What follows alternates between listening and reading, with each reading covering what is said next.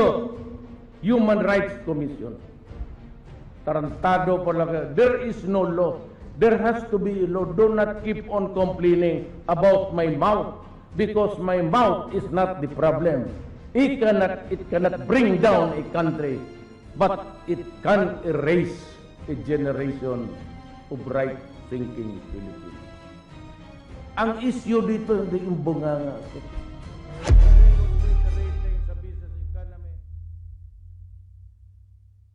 Nung nabasa ko yung EU condemnation sa akin, sabihin ko sa kanila, fuck you.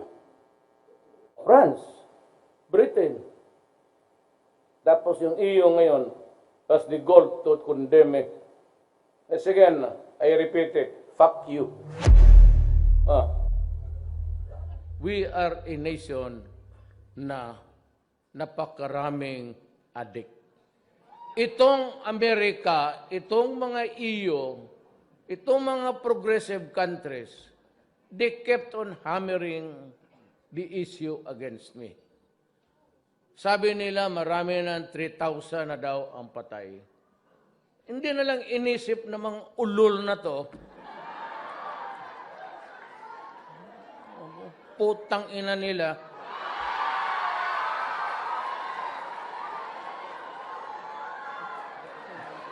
Para maintindihan ng mga putang ina. Pero walang putang itong pare, pero hindi sila kasali sa putang ina. Alam mo, hindi naintindihan nila. Sabi nila, Duterte, may death penalty noon. Wala man nangyari.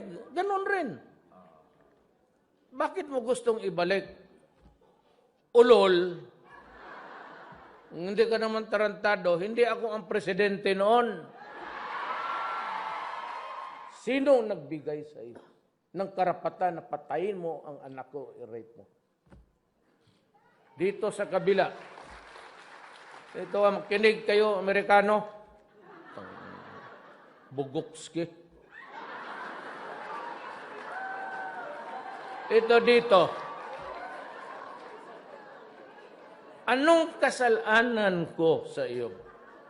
Kayong mga gangster, kayong nasa Pilipino, kinig yung mga putang ina ninyo, kinig kayo mabuti.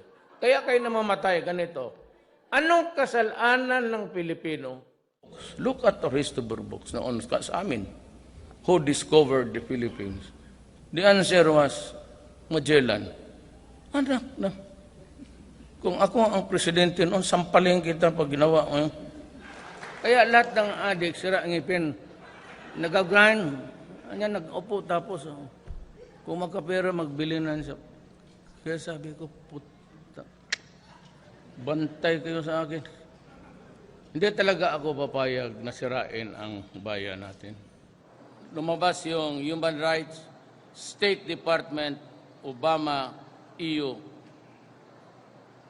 Ginanon ako, and every time they said, we will cut our assistance.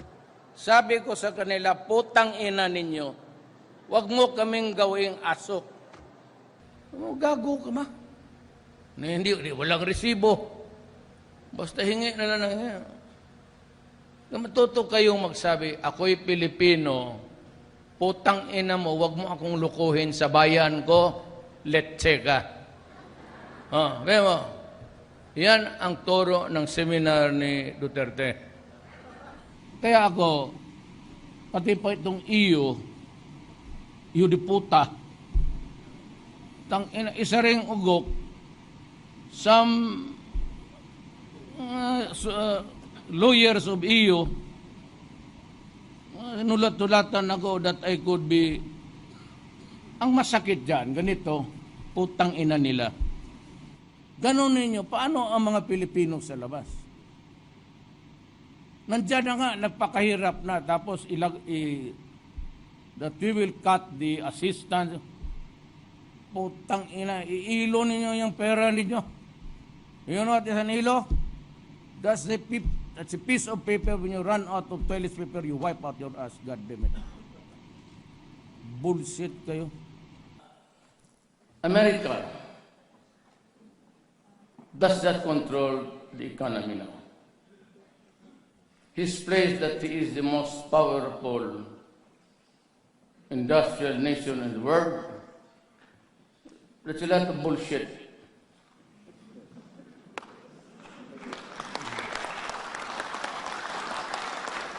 Pareho man kami, may mga kabit rin. Sila, bispo, ako, mayor noon. Mga pare, putang ina, buisit. Pamoral-moral na. Ako ang magpakulong, trabaho kayo.